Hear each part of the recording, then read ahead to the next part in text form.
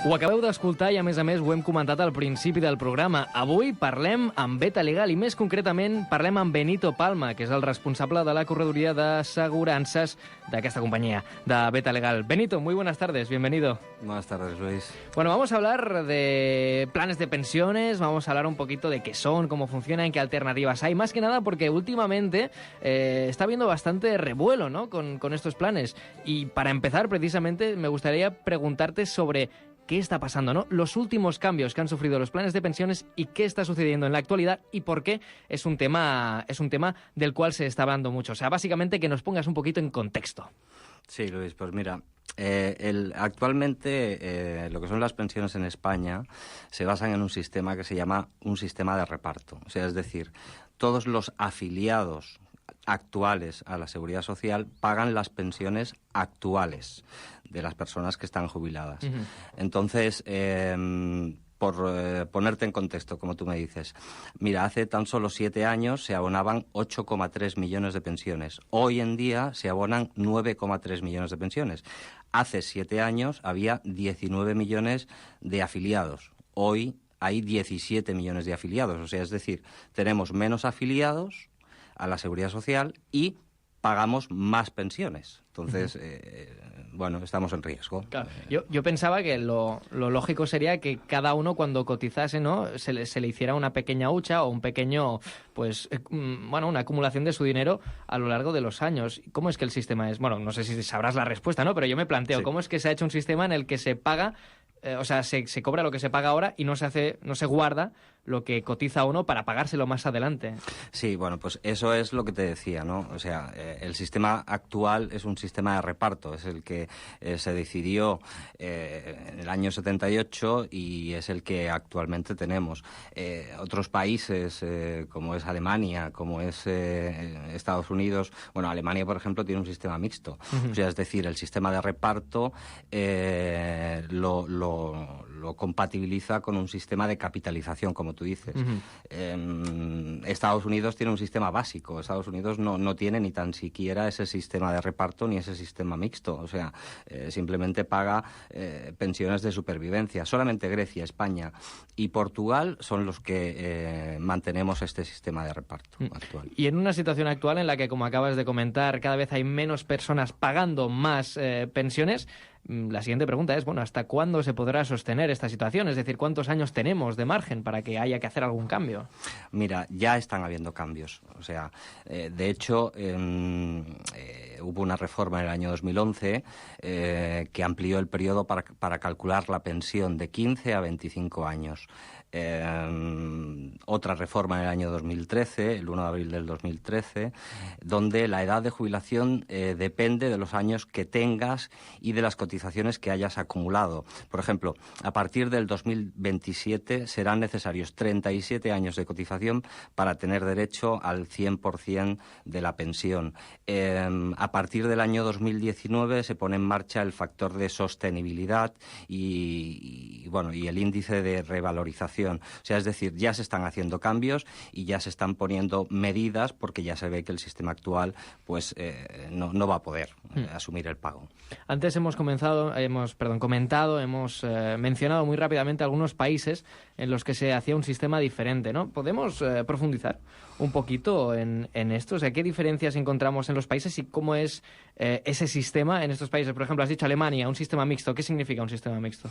Mira, Alemania lo que tiene es un sistema de reparto junto con un sistema de capitalización. O sea, es decir, el sistema de reparto, como te decía antes, se basa en que los trabajadores actuales aportan a una caja una cotización y esa cotización se utiliza para pagar a los pensionistas. Bueno, Alemania tiene ese sistema de reparto mezclado con un sistema de capitalización propia. O sea, cada persona se hace su propio sistema de pensión de forma individual y decide en todo momento cuándo quiere cobrarlo, de qué forma quiere cobrarlo, si quiere cobrar más al principio y menos al final.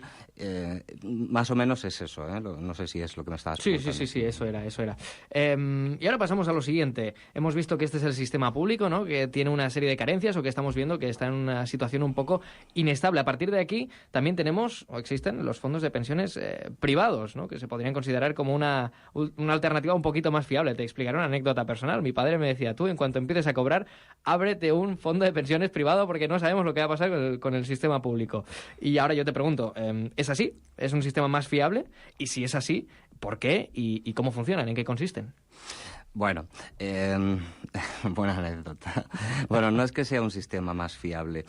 Es que los fondos de pensiones privados te los administras tú. Uh-huh. Es lo que decía antes. O sea, el sistema mixto, por ejemplo, que tiene Alemania, hay una parte que controla el propio Estado, que es el sistema de reparto, y otra parte que la persona pues se administra como quiere. O sea, es decir, un sistema de pensiones o un sistema de fondos de pensiones privados te lo puedes administrar tú cuando quieras.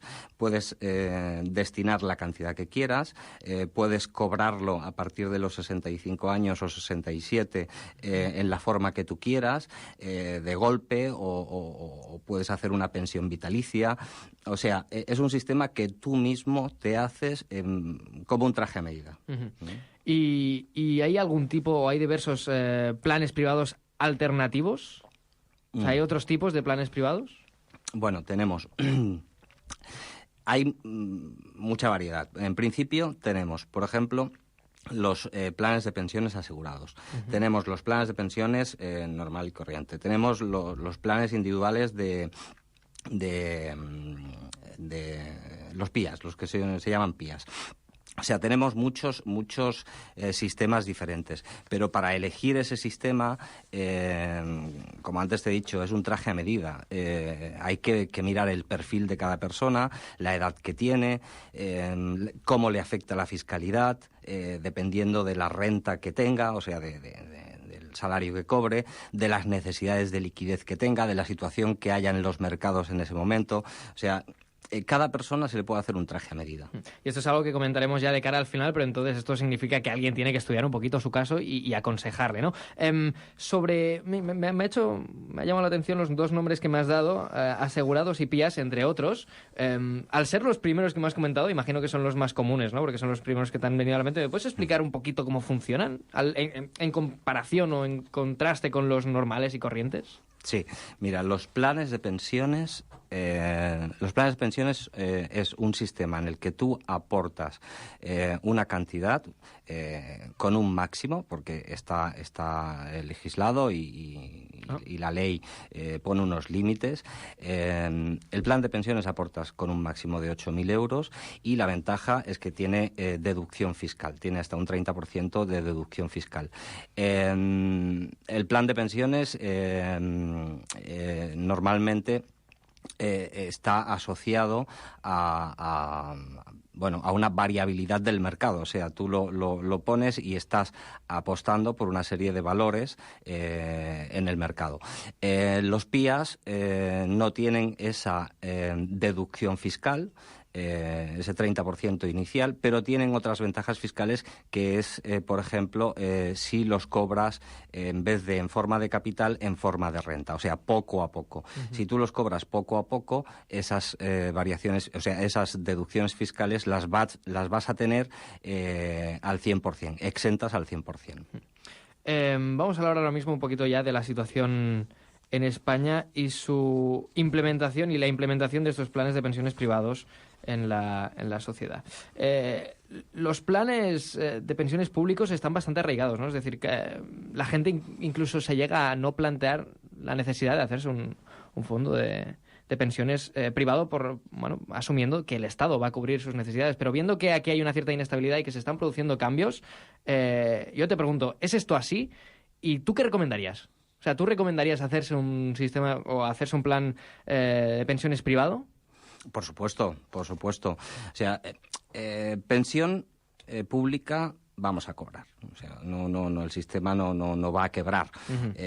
Lo que sí que va a pasar es que vamos a tener unos ingresos inferiores a los que actualmente están teniendo los pensionistas. Hay una cuestión,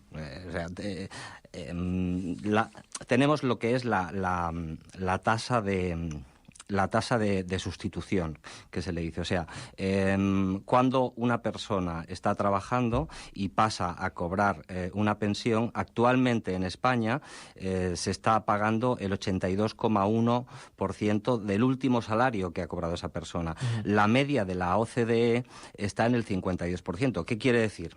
Quiere decir que dentro de 15, 20 años, lo que un pensionista ahora está cobrando 1.500 euros, dentro de 15 o 20 años no va a cobrar más de 1.000 euros. Por lo tanto, su nivel de vida va a ser inferior. Económicamente hablando. Entonces, está claro que hay que complementar esas pensiones con pensiones privadas, o sea, con planes privados de capitalización. A Ràdio Estel sempre estem amb tu i a les tardes ho estem encara més. Estem amb tu, Toni Guerrero. Estem amb tu i avui també estem amb Benito Palma, que és el responsable de la corredoria d'assegurances de Beta Legal. Portem una bona estona, parlant de plans de pensions privats i ara, quan ja hem fet una dissecció de com funcionen, me gustaría preguntarte, Benito, ¿cuál es el modelo de negocio de de las empresas que ofrecen estos sistemas de pensiones privados? ¿Cómo ganan dinero con nuestros planes de pensiones? Con comisiones. Con comisiones. Con comisiones. O sea, la banca, las compañías aseguradoras están aprovechando el tirón de la evolución de la pirámide poblacional, o sea, de lo que estábamos comentando antes. Evidentemente, ganan dinero con las comisiones que aplican a estos planes, ganan dinero con las inversiones que hacen del volumen de primas, de los cobros que hacen a los clientes. Pues no todo el diferencial que ganan en los mercados, evidentemente, lo aplican al cliente final. Sin embargo, imagino que tampoco son todo bondades, ¿no?, en estos sistemas de pensiones. Mi pregunta es, si llevamos muchos años haciendo un plan, desarrollando, pagando nuestro plan de pensiones privados y de repente la empresa o el banco que estaba gestionando todo esto quiebra, ¿qué sucede con todo ese dinero? Pues mira, tenemos dos cosas. O sea, lo que son los planes de pensiones están asegurados por las propias gestoras. Las propias gestoras que invierten en los diferentes activos. O sea, están asegurados por esos activos, por decirlo de alguna forma. Y si nos referimos, por ejemplo, a los PIAs, los planes individualizados de ahorro sistemático, estas están respaldados por las compañías de seguros y, en su defecto, por el Ministerio de Economía. No vamos a otro, por la Dirección General de Seguros. Vamos. O sea que siempre pase lo que pase, en principio no debería peligrar lo que nosotros hagamos en un fondo de pensiones, ya sea público o privado. No. Y ahora me gustaría preguntarte sobre los seguros de capitalización. No sé si lo hemos comentado antes o no, pero ¿qué son? ¿En qué consisten? ¿Cómo funcionan? Sí, los seguros de capitalización es, por ejemplo, el ejemplo que te ponía, el plan individualizado de ahorro sistemático. O sea, el seguro de capitalización tú vas aportando mensualmente, trimestralmente, anualmente, una cantidad X, la que tú puedas, y esto va a parar a un fondo en el cual, dependiendo de lo que tú hayas elegido, pues se invertirá en los diferentes activos de renta fija, de renta variable, más arriesgados, menos arriesgados, y a partir de ahí va a obtener una rentabilidad en la que tú vas a poder disfrutar esa rentabilidad en el momento que cobres ese plan o ese seguro de capitalización. Es muy importante saber cómo lo vamos a cobrar, si en forma de renta o en forma de capital. Tiene mucho que ver, y eso se tiene que analizar. Entonces, cobrar, pregunta de inexperto, de una persona que no sabe absolutamente nada sobre estos temas, cobrar en renta significa irlo cobrando poco a poco, y cobrarlo en capital significa cobrarlo todo a la vez. Exactamente. Por ejemplo, un plan de pensiones cobrado en forma de capital, pues te puede llegar a afectar hasta en un 50%. O sea, si cobras, por poner un ejemplo, 80.000 euros que tenías en un plan de pensiones y lo cobras en forma de capital, va a ir directo a tu declaración de renta como rendimientos del trabajo y te van a retener pues hasta un 30 o un 40%. Si lo cobras en forma de renta, vas a tener ventajas fiscales que hasta incluso vas a tener una exención del 92%. O sea, es muy importante. Sí, sin duda alguna. Estábamos hablando de los seguros de capitalización. Imagino que cada uno pues tiene sus características propias y cada uno pues tendrá sus diferentes matices, ¿no? Sin embargo, ¿hay algún tipo de principios o características comunes, o sea, que sean comunes en todos ellos? Sí, la fiscalidad y la rentabilidad financiera. O sea, hay que elegir muy bien, dependiendo del perfil, como te comentaba antes, del perfil de la persona, y hay que evaluar en el momento que escogemos ese plan, hay que evaluar la rentabilidad financiera fiscal. O sea, hay que tener en cuenta la fiscalidad y dónde se invierte ese dinero. Y ahora yo te pregunto, ¿nos dan opciones de dónde invertimos ese dinero? Es decir, ellos nos dicen, mira, podríamos hacer con tu dinero esto o aquello otro, y si es así, ¿dónde se puede invertir este dinero? Por curiosidad. No hay opciones. O sea, a ver, hay opciones entre comillas. O sea, es decir, cuando tú eliges un fondo o un plan de pensiones y eliges el perfil más arriesgado, menos arriesgado, ya indirectamente estás escogiendo las cestas donde se va a invertir ese dinero. Son cestas que están compuestas por valores y que están compuestas por deuda de estados, pero no puedes decidir tú, voy a invertir en X o en Y concreta. Vale. O sea que eso ya depende de la propia aseguradora o del propio plan de pensiones. A partir de aquí hemos estado hablando mucho de que uno necesita recibir un asesoramiento, ¿no? Porque no es lo mismo hacer X que Y.